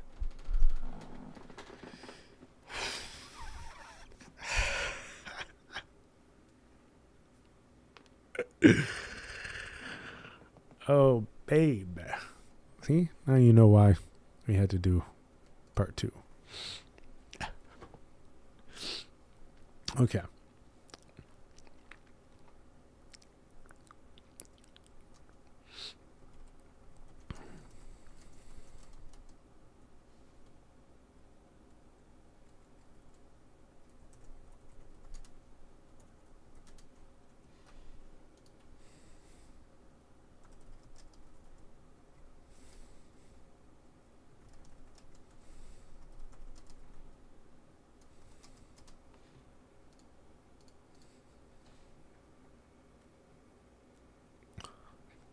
Grave singularity. That's so funny. Just add an E to the end of grav singularity and you get grave. Put that egoic identity in the grave, baby.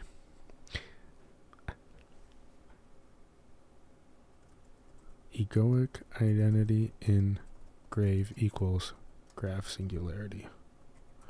Hey!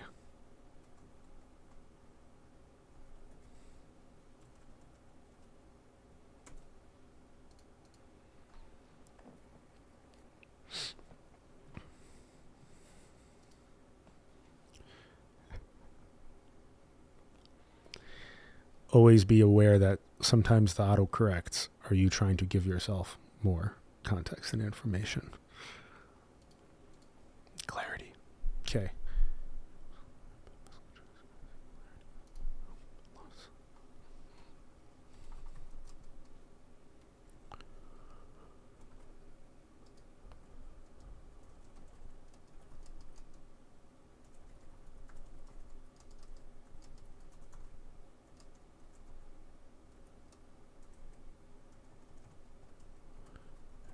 is no digging.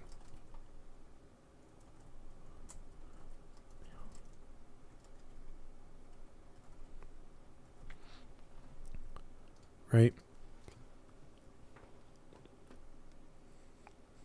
So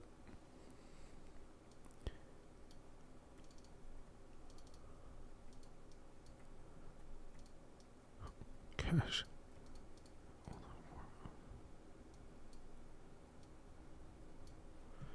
Right? Then you just you just can't dig any further than that.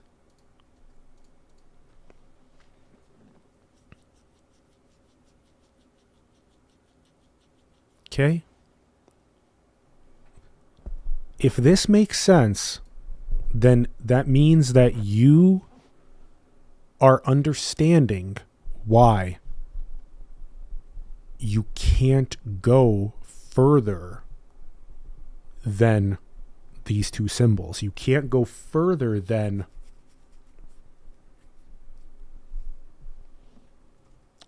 you can't go further than absolute freedom and the ultimate transfiguration of all delusion. It's just mathematics. You can't go further than that.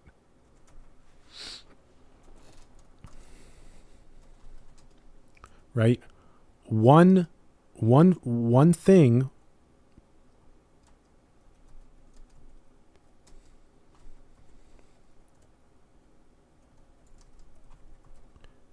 and then one is absolute freedom and the other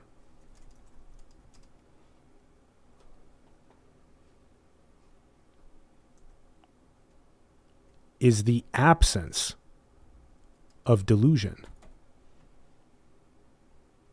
of all delusion. Right?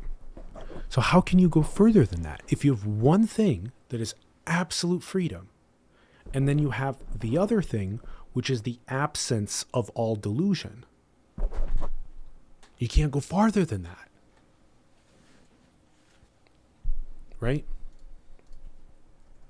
How can you generate two symbols to go beyond the above? Question mark. Try. Right? What is a symbol greater than absolute freedom? Try.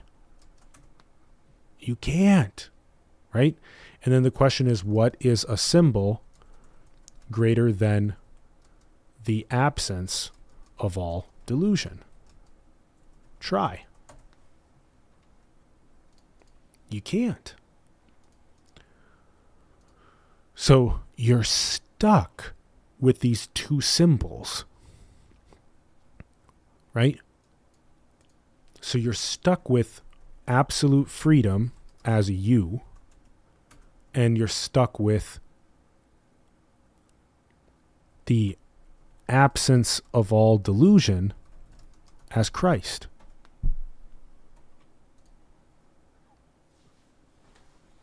You're just stuck with these two symbols.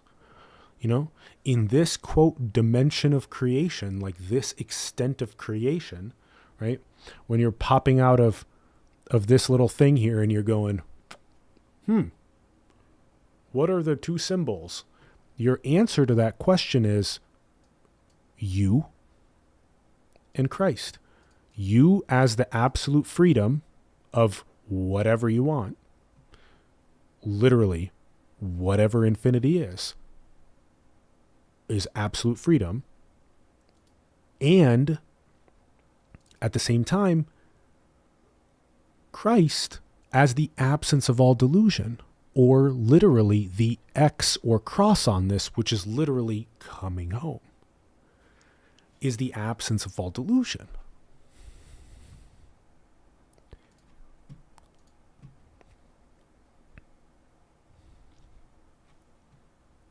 If you get this, if you get how it's math, it will really stir something up in you. Because you can't go beyond it. That's why it's math, is you can't go beyond it, right? You can't go beyond absolute freedom, and you can't go beyond the absence of all delusion, right?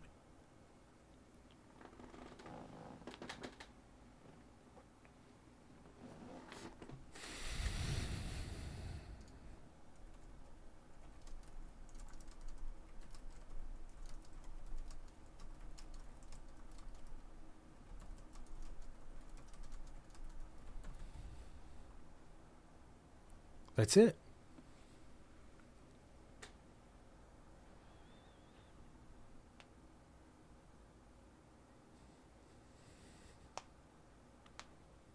I mean, this is in an entirely different category of realization of what you are.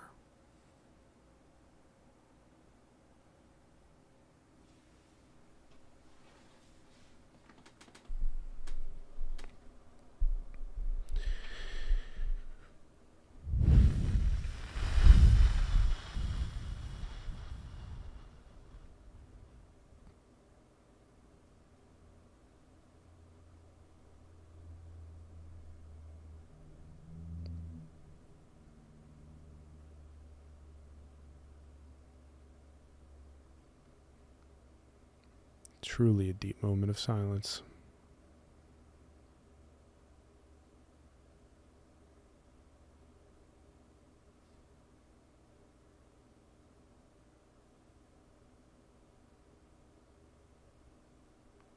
It's the appreciation and the awe.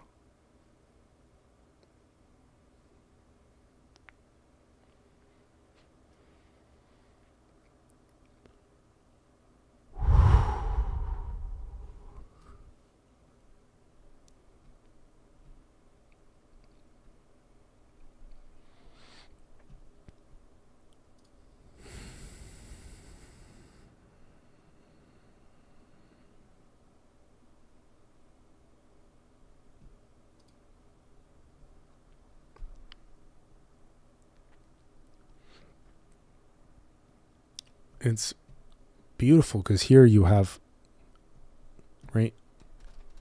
Egoic identity in grave is Christ, and the gravitational singularity is you, right?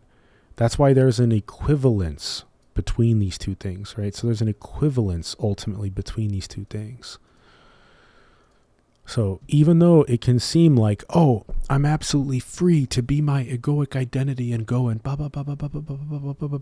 parable of the prodigal son. If inevitably,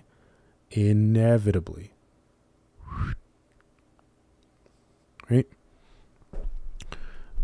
In other words, no amount of playing around with the illusion of egoic identity will ever remove you from the realization that happens at the death of the body, which is that I was everyone the whole time.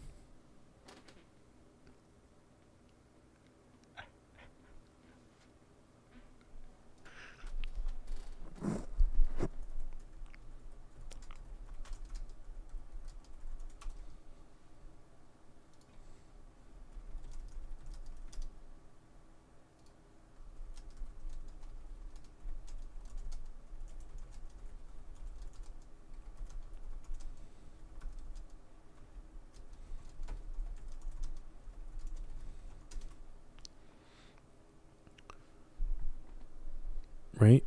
That's why, again, die before you die. One of the deepest spiritual maxims. Die before you die and realize you are everyone. Now.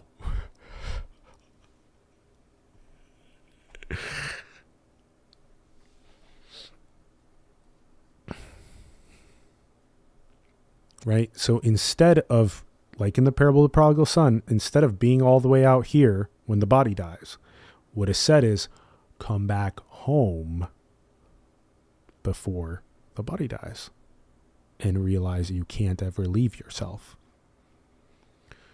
Try to leave a gravitational singularity. Right? Show me how to leave a gravitational singularity. Try.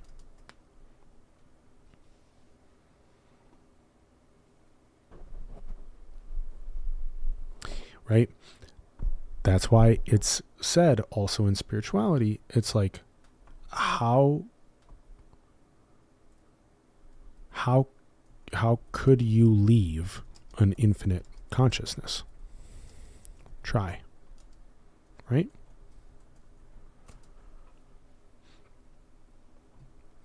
So then you're like, oh, the grav singularity is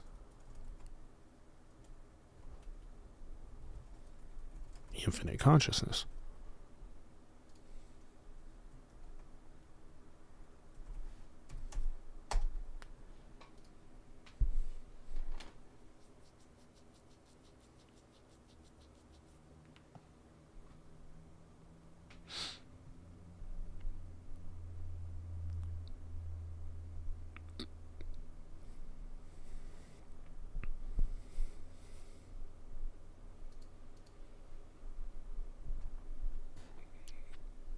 So beautiful. Beautiful segment there.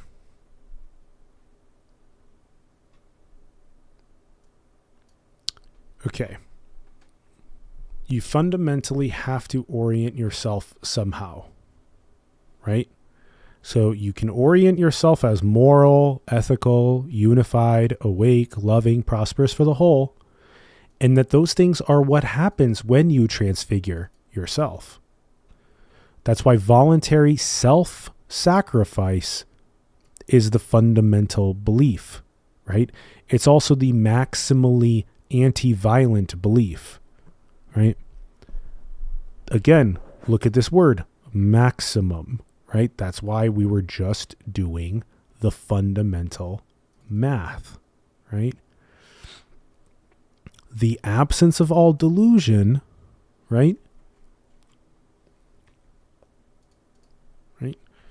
The absence of all delusion is the maximum anti-violent program, which is Christ.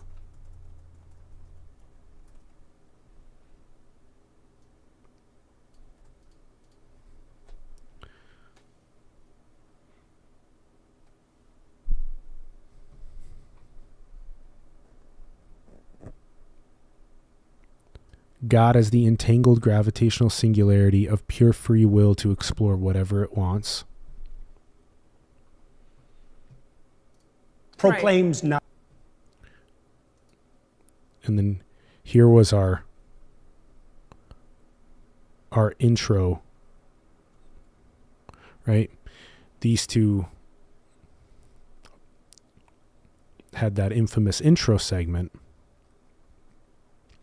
which was fantastic because it pointed directly to how to bring together no thing and Christ in the same harmonization, right?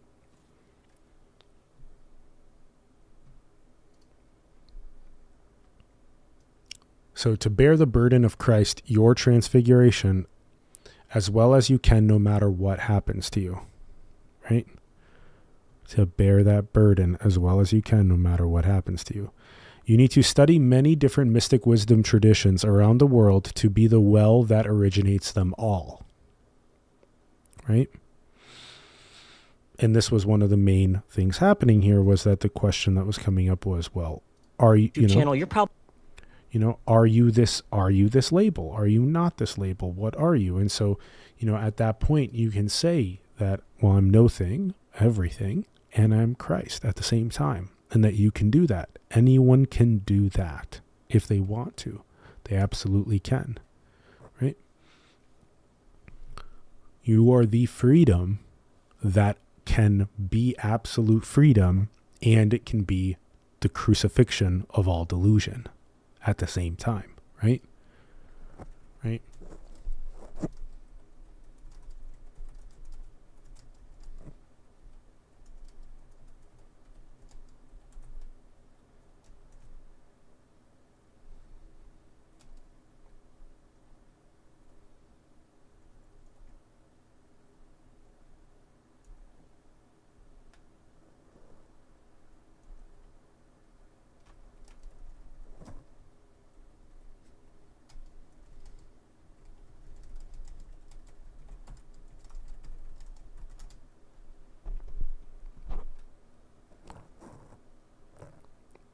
and things like this, they become weird, right? Because they're paradoxical, they're superposition. It's like, okay, I can be the absolute freedom that is both totally free and also the absence of all delusion at the same time, right? So it's like the freedom to be able to both be deluded or not deluded, but at the same time being not deluded, right?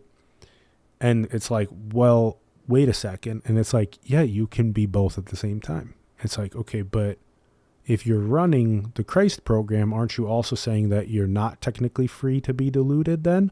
And it's like, even though you've transfigured your egoic identity, you are still the absolute freedom that gives rise to anything, right? So that's what's said about infinite potential, infinite possibility, right here, right now. It can be anything it wants to be. And the quote, best choice, the best orientation is to transfigure the egoic identity, right? And to come back home to yourself, right?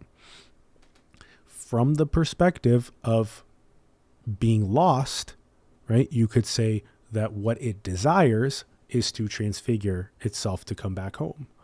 But from the perspective of being at home, what is typically desired, especially right at the start of the journey, it was all about contraction and leaving home and getting lost, like in the parable of the prodigal son, right? So there was that desire to be lost, right? There was that desire to lose oneself as infinite consciousness, right?